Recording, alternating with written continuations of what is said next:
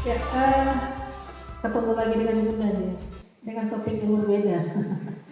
Jadi pada kesempatan ini mungkin Bunda berbagi dengan anak-anak di rumah bagaimana mempersiapkan diri di masa-masa menuju akhir balik ya. Ya karena mendengarnya sih sepertinya sederhana. Ntar lagi aku dewasa, ntar lagi aku remaja dan sepertinya punya ini juga punya semacam euforia sama anak-anak bahwa dia menuju dewasa itu berarti sudah bisa sesuatu lah gitu kan. Tetapi sebenarnya kalau kita telaah banyak persiapan yang perlu kita lakukan untuk menuju dewasa ini ya. Nah, secara teorinya bahwa anak itu menuju dewasa itu terjadi tumbuh kembang, baik tumbuh kembang ke atas kalau kata orang, tetapi juga bisa tumbuh kembang ke samping gitu ya. Ya maksudnya tumbuh kembang dan masa peralihan ya. Jadi tumbuh kembang remaja itu ada dua, ada pertumbuhan dan ada perubahan fisik. Dan perubahan pada laki-laki dan perempuan itu tentu berbeda ya.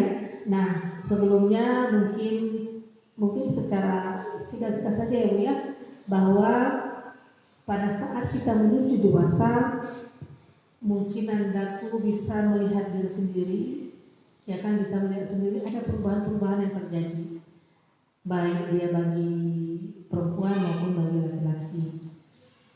Yang pertama tentu perubahan fisik, misalnya perubahan tinggi badan, kemudian bagi laki-laki mungkin mulai tumbuh kumis, ya kan, dan bagi perempuan mungkin juga mulai merasa besar badannya, apalagi timbul lah istilahnya ya bagi perempuan. Nah, kemudian eh, ada perbedaan lonjakan pertumbuhan bagi laki-laki dan perempuan.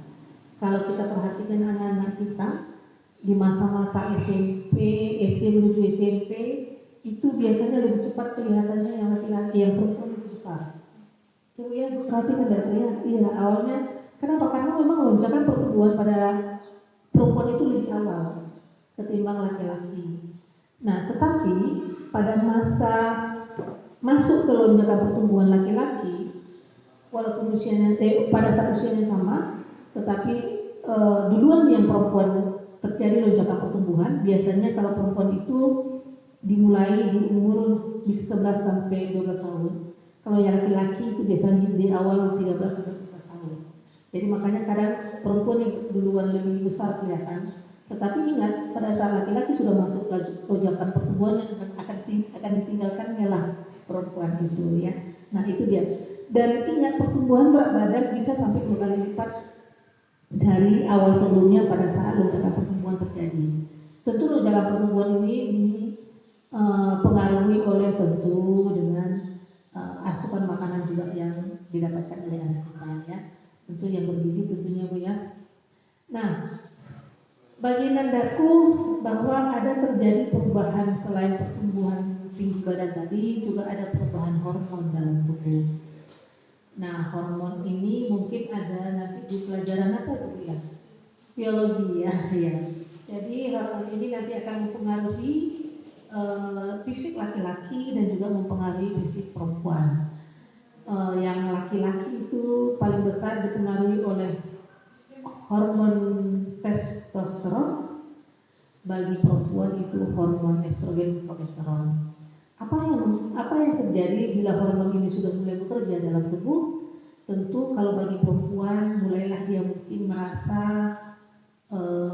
tumbuh payudaranya, ya kan, kemudian panggulnya mulai melebar, kemudian tumbuh bulu-bulu halus di sekitaran ketiak mungkin, ya kan. Bagi laki-laki juga hampir sama, tetapi paling menonjol bagi laki-laki adalah terjadi perubahan suara, ya, terjadi perubahan suara. Jadi itu dipengaruhi oleh hormonnya, terjadi perubahan suara, dan itulah yang membedakan nanti laki-laki dengan perempuan.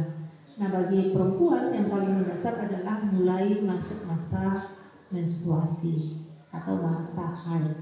Nah, itu adalah perubahan hormon yang terjadi pada saat anak-anak kita menuju akhir balik. perubahan perilaku ya. Biasanya boleh dikatakan yang dulunya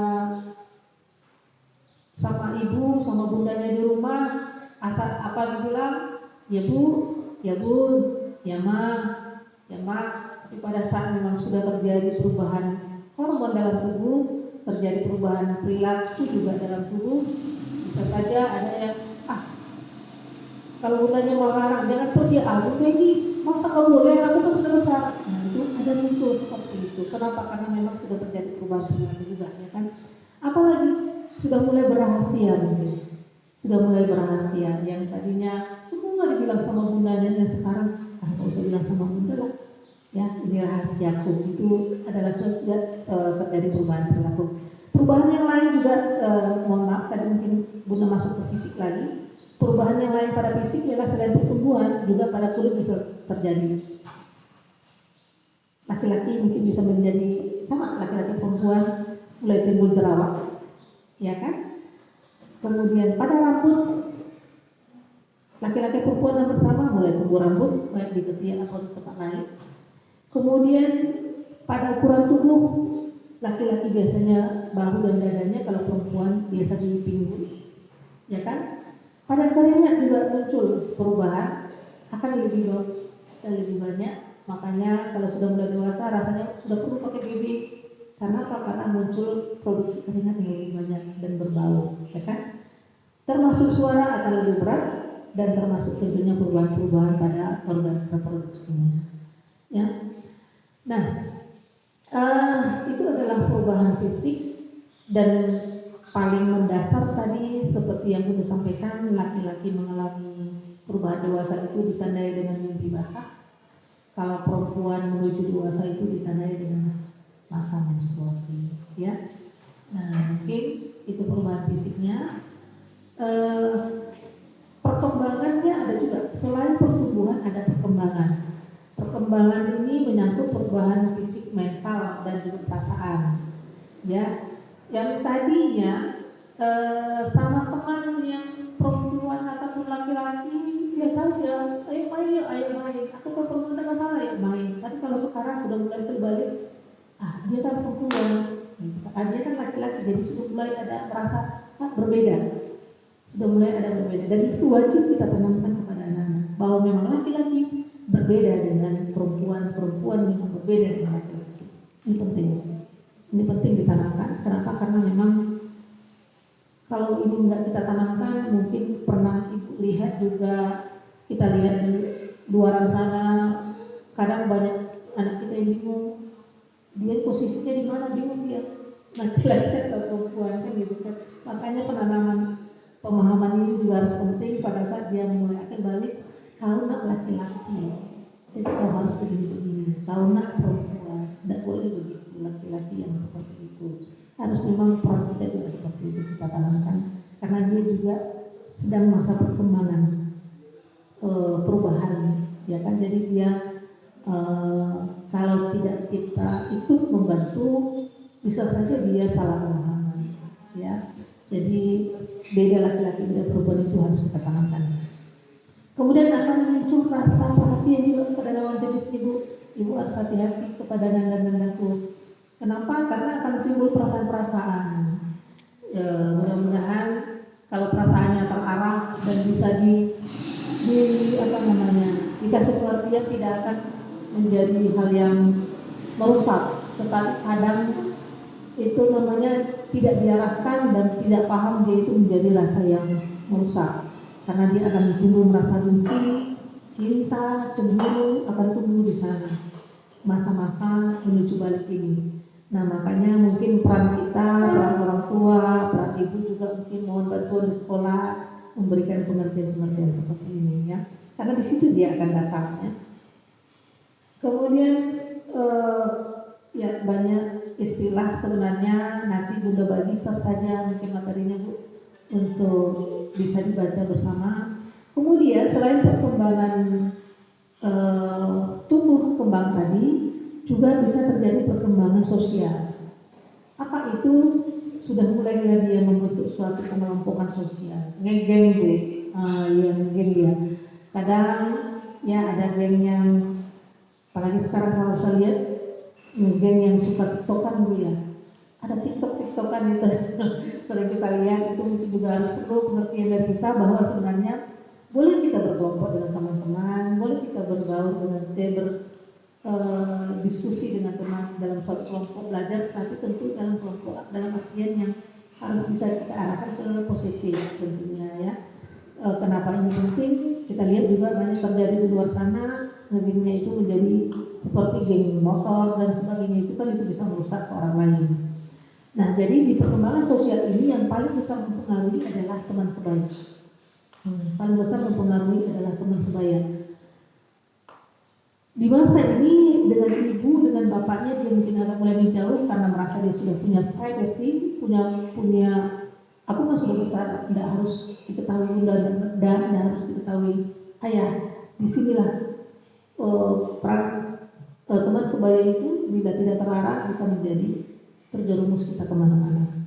Ya kan, jadi ini penting. Makanya perkembangan masa balik ini, masa remaja ini memang harus tidak bisa dilepas. Harus memang semua ikut intervensi, mulai dari orang tua, lingkungan, sekolah, dan tentunya saudara-saudara dia di rumah juga bisa mempengaruhi, ya kan? Karena saudara-saudara dia, kakak, abang itu kan boleh dikatakan bisa juga menggambarkan pengaruh dari teman sebaya. Ya, itu dia kira-kira. Kemudian juga terjadi perkembangan psikologis. Perkembangan psikologis yang sering terjadi adalah mulai meninggalkan masa kecil yang tenang menuju masa dewasa yang penuh persoalan. Nah, pasti kenapa waktu belum dewasa ya semua masalah kan boleh diselesaikan, ya kan? Cuma sikit-sikit, bunda, mana kaos kaki, cari kan? Bunda, mana tasnya? Semua diselesaikan oleh bunda. Tapi kalau masa-masa sudah menuju dewasa, terakhir kita punya persoalan sendiri. Kenapa? Tadi umpamanya di rumah, di sekolah ada sedikit salah paham dengan teman sebangku, salah paham dengan teman yang lain. Itu kan menimbulkan persoalan. Apalagi tadi muncul ada permasalahan yang muncul rasa cinta, rasa suka dengan teman tadi, bisa saja antar sebaya itu, wah kenapa ya si Anu lebih suka sama dia sama aku tidak? Itu kan menjadi masalah pribadi. Nah, itu akan menjadi juga perkembangan suatu perkembangan yang bisa mempengaruhi perkembangan psikologis anak. Tugas kita adalah sebenarnya kalau berhasil kita bangun komunikasi keterbukaan dengan anak, yang artinya bahwa apapun persoalan dia di luar, harusnya kita sebagai orang tua mungkin yang harus tahu. Tapi susah ini menenangkannya, terus terang aja, karena bunda juga mengalaminya. Bilang dong sama bunda, susah banget. Pada saat harusnya kita tanamkan bahwa persoalan anak-anak yang di luar, bunda lah harusnya menjadi teman curhat, orang tua lah harusnya menjadi teman curhat. Tapi kalau sekarang nih kita lihat bu, teman curhatnya Facebook, teman curhatnya Facebook, teman curhatnya IG dan sebagainya. Jadi masa inilah yang mungkin bunda masih belajar sebenarnya, karena anak-anak juga ada juga yang masih menuju dewasa. Masa inilah mungkin bagaimana kita menanamkan kepada anak bahwa kita itu sebenarnya punya peran dalam menghadapi permasalahan dia yang sedang dihadapinya waktu masa-masa remaja ini. Kebanyakan masa-masa remaja banyak persoalan adalah dengan teman sebayanya, ya kan? Teman sebayanya, tidak dengan yang lain. Ya itu dia tadi bu, karena kan sudah ada cemburu, ada cinta dan sebagainya. Kemudian perkembangan psikologis yang lain, biasanya anak itu gampang tersinggung. Iya, seperti yang bilang tadi di rumah nanti dengan ibu dilarang ibunya, ibu ini kolot kali, nah ibu ini kali ini, masa itu juga boleh, gampang tersinggung. Padahal sebenarnya mungkin yang disampaikan bundanya untuk kebaikan dia, tetapi karena memang masa perkembangan psikologisnya juga sedang terjadi fluktuasi emosi, apapun yang dibilang bundanya pada saat dia ataupun ayahnya pada saat dia memang menginginkan yang dibilang bundanya dan itu dilarang, akan terjadilah penolakan dan akan terjadi ketersinggungan.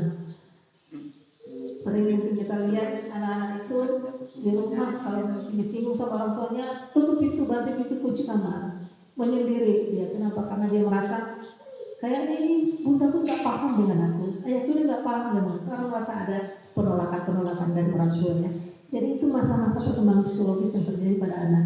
Jadi kita mungkin harus paham juga itu, bahwa kalau ada anak merajuk, ada anak marah membanting pintu, jangan pula dibalas dengan marah. Kenapa? Karena memang itu sedang masa perkembangan psikologisnya. Orang tua memang harus paham. Oh ya, nantilah kita masuk pada saat dia tidak marah lagi. Mungkin harus seperti itu. Ya, tapi bunda sebenarnya juga sedang belajar juga. Ya bukan berarti sudah bilang berhasil tidak, karena masa ini anak masih ada yang kecil, jadi harus tetap belajar ya. Kemudian juga ya itu tadi ada privacy, kemudian ada juga yang sudah mulai menjalin hubungan dengan lawan jenis. Tentu kalau kita masuk ke agama, tentu guru yang lebih paham nanti. Tetapi kalau dari segi kesehatannya, inilah yang terjadi, bahwa masa ini dia sudah mulai melirik lawan jenisnya. Nah, tugas kita orang tua, mungkin juga tugas kita sebagai ibu nanti di sekolah, mungkin juga memberi pemahaman tentunya bahwa perasaan itu memang tumbuh, bisa saja tumbuh karena memang sedang perkembangan dia, tetapi memang harus kita arahkan. Yang artinya ya tidak harus kita ikuti perasaan itu, tidak harus kita ikuti bahwa aku suka sama dia, aku bilanglah aku suka sama kamu, belum tentu juga ya, kita kan gitu. Tidak harus kita ikuti, tetapi memang masa itu memang masa di mana dia merasakan itu. Jadi memang harus ada pembimbingan. Ya tidak bisa dibiarin ya, nanti takut salah. Kemudian ada perilaku positif negatif juga.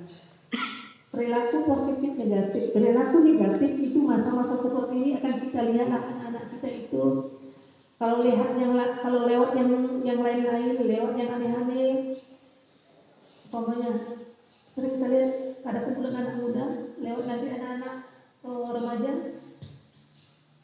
ya kan, panggil-panggil halo, itu adalah perilaku sebenarnya lonjakan-lonjakan psikologis yang terjadi pada saat masa perkembangannya. Kemudian kadang ada juga yang sama ayahnya panggil nama, ya kan, ya, atau ya, keren ya, apa ya, pokoknya pakai istilah-istilah yang dia biasa sama anak, sama teman-temannya dipakaikan oleh orang tua. Orang tua harus paham ini, sebenarnya itu adalah masa perubahan perilaku yang terjadi di masa-masa remajanya. Dia merasa dia merasa dengan begitu dia merasa sudah menunjukkan bahwa aku sudah dewasa, aku sudah menjadi dewasa. Dia merasa harus perubahan sikap juga terhadap orang tua. Yang artinya ya Pak ini enggak lah ya. Maksudnya cuma yang bilangnya, karena benar sudah lama sih. Ayah ini apa ya bahasanya kalau anak muda sekarang ya. Dia menganggap ayah itu sebagai teman sebagai teman dalam pergaulannya. Jadi dia memakai bahasa-bahasa yang biasa kepada teman. Jadi itu adalah hal yang terjadi di perubahan perilakunya. Tetapi kita sebagai orang tua jangan menganggap itu semacam suatu pembangkangan terhadap kita. Itu yang mau Bunda sampaikan. Jangan kita anggap anak itu sudah membuhat sama sudah tidak. Tapi sebenarnya itu adalah perubahan yang terjadi sama dia. Tinggal kita sebenarnya mengarahkan. Kita harus paham bahwa itu memang sedang terjadi dalam dirinya, dan sebagai orang tua tentu kita juga harus mengarahkan itu. Jangan langsung menganggap harus tidak boleh harus begini. Ada orang tua ya, tidak boleh keluar rumah. Apa Bunda bilang harus dipatuhi? Kenapa? Karena melihat anaknya sudah mulai melawan. Padahal sebenarnya tidak melawan, hanya mengekspresikan dirinya bahwa dia sudah berubah. Itu maksud Bunda ya. Dan kemudian ya kalau nggak kita arahkan Bu, banyak juga anak itu yang sudah mulai mengintai ini tidak hanya melihat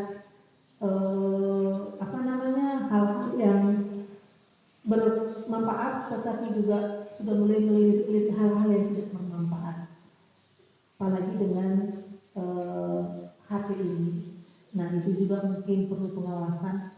Kenapa? Karena kita pada saat dia sudah terekam dengan hal-hal yang tidak bermanfaat yang ada di sini. Ini nggak bisa juga kita tutup. Ini jendela dunia sebenarnya. Cuma mungkin perlu pemahaman-pemahaman bahwa mana yang boleh, mana yang tidak boleh. Jadi itu juga, itu rasa ingin tahu pasti lebih besar ketimbang yang masa anak-anak. Rasa ingin membuka, mengeksplor dunia ini makin besar ketimbang masa anak-anak, dan tugas kita dalam mengawasi itu. Ya, jadi itu mungkin yang harus kita pahami kepada anak. Terus ya yang oke itu tentunya yang bisa kita arahkan, ya kan. Dan harusnya di masa-masa menuju remaja ini, tugas kita adalah sudah saatnya kita memberi gambaran. Harusnya dia sudah mulai merencanakan masa depannya. Sesering mungkin kita tanya, apa rencananya nanti? Mau masuk mana? Mau masuk ini? Memang masa-masa itu masa dia bilang, nanti lah itu, masih lama, nanti lah itu. Tapi harusnya sudah mulai kita tanamkan. Kenapa? Karena harusnya juga dia sudah dengan masa ini sudah mulai merencanakan kedepannya dia mau kemana, merencanakan karir dan masa depan. Ini harus kita tanamkan mulai sekarang. Walaupun masa-masa menenangkan itu pasti banyak penolakan. Masih SMP-nya sudah, masih ini sudah, kan? Biasa kita dengar ya, tetapi tidak salah kita mulai mengarahkan dia memikirkan masa depannya. Nah itu yang yang perlu kita berikan kepada anak-anak, dan juga memberikan pemahaman bahwa dia juga punya tanggung jawab, tidak hanya kepada dirinya, juga terhadap keluarganya dan juga terhadap masyarakatnya. Pada dirinya tentu harus, ya kamu sudah mulai dewasa, tadi jangan terpengaruh dengan lingkungan segala macam. Itu harus kita kasih pemahaman juga kepada keluarga, bahwa seorang abang harus kita kasih pemahaman bahwa dia punya tanggung jawab menjaga adik-adiknya. Dia punya tanggung jawab menjaga kesehatan ibu dan ayahnya tentunya. Bagaimana caranya? Ya jangan dimaksakan gitu kan. Kan dia itu punya tanggung jawab untuk itu. Nah, punya tanggung jawab untuk adik-adiknya juga perlu kita kita pertegas sama dia. Kenapa? Saya sebenarnya terus terang Bu, anak saya mulai dari yang pertama sampai yang terakhir ada di Gunanya. Anak yang pertama itu angkatan pertama Gunanya, masih 2 lokal ini. Masih 2 lokal, belum ada yang lain-lain, baru 2 lokal. Pak Udin itu bilang, berani nggak masukkan anak, tapi nggak tahu saya ke depan ini bagaimana sekolah ini. Akan baru 2 lokal. Ya kita sih, ya udah masukin saja nanti sesuai perkembangan bagaimana. Jadi terus terang saya melihat, saya bukan menguji, nggak mau diundangnya Bu ya, tapi melihat Ridho ya, anak saya itu ya. Pada masa itu dia merasa berarti pemahaman itu berhasil menurut saya. Kenapa? Karena pada saat dia menuju dewasa di SMP, kan pemahaman itu sudah ada sama dia. Pada saat adik-adiknya dia merasa salah, seperti umpamanya adiknya keluar nggak pakai jilbab, dia akan tegur. Nggak boleh begitu, harusnya begini, karena dia merasa punya tanggung jawab pada adiknya. Jadi mungkin pemahaman itu juga penting yang kita tanamkan ke anak, karena dia sudah mulai harus punya tanggung jawab kepada keluarga. Dan menurut saya tugas itu mungkin tidak hanya tugas di rumah, mohon bantuan juga kepada ibu-ibu, ya kan? Tapi harusnya memang di rumah itu ditanamkan. Karena apa? Sebenarnya anak lebih banyak waktu di rumah. Mungkin itu yang bisa saya bagi mengenai menuju dewasa. Dan tentunya kalau sekarang ini saya kepada anak-anak banyak berkata, kami kan di kesehatan ini ada yang namanya PKPR, pelayanan kesehatan peduli remaja.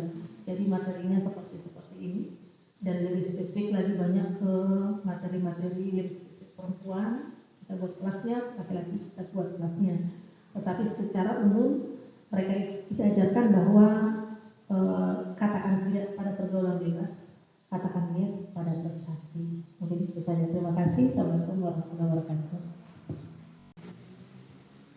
Alhamdulillah, Masya Allah, pemaparannya sangat luar biasa dari pemateri kita hari ini. Jazakallah khair Bunda Dokter. Tadi sudah dijelaskan oleh pemateri kita bahwa dengan tetap sehat pada masa pandemi ini tentu dengan mengikuti protokol kesehatan.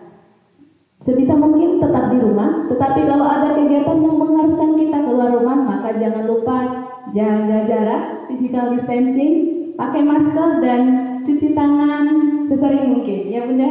Iya. Dan tadi tentang masa akil balik, tentu akan ada perubahan pada diri ananda kami yang soleh dan soleha, dan sikapi perubahan itu dengan hal yang baik. Tadi sudah disampaikan pemateri kita, lingkungan yang baik akan sangat berpengaruh kepada kita. Maka sepandai-pandainya lah kita memilih teman, karena kita ingat bahwa berteman dengan pandai besi kita akan kepercikan apinya, tapi berteman dengan penjual parfum tentu kita akan kebagian wanginya, ya kan? Ya, Masya Allah. Untuk anak-anak kami tidak bosan-bosan kami ingatkan tetap di rumah, jaga protokol kesehatan, dan ingat mencegah lebih baik daripada mengobati, waspadalah. Ya, mungkin itu untuk pertemuan kita hari ini. Kita tutup dengan lafaz hamdalah, alhamdulillahirabbil alamin, disempurnakan dengan doa kafaratul majelis. Subhanakallahumma wa bihamdika asyhadu an la ilaha illa anta astaghfiruka wa atubu ilaik. Assalamualaikum warahmatullahi wabarakatuh.